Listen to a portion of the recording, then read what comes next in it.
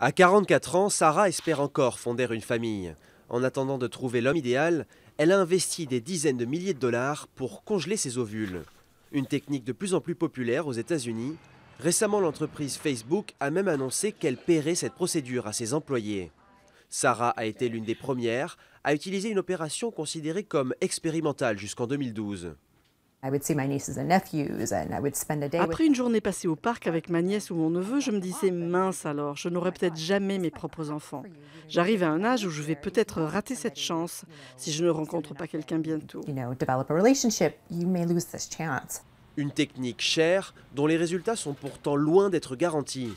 Pour une femme de moins de 35 ans, le taux de réussite d'une fécondation in vitro est autour de 40%, un chiffre qui diminue de moitié pour celles atteignant la quarantaine. La demande pourtant ne cesse d'augmenter, dopée par les récents progrès technologiques dans le domaine. Comme le résultat est le même avec des ovules ou des embryons congelés, ça n'a pas de sens pour une femme célibataire de congeler des embryons. Et puis il y a une dimension éthique aussi. Si les embryons ne sont pas utilisés, c'est un problème, ce qui n'est pas le cas des ovules et du sperme. La congélation d'ovules fait débat aux États-Unis, certains dénonçant une pression sur les femmes pour qu'elles restent au travail.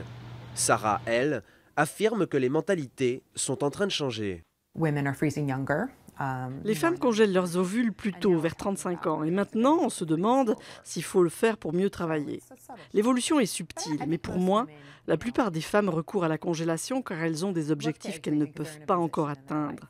Elles veulent se donner un peu plus de temps et de choix.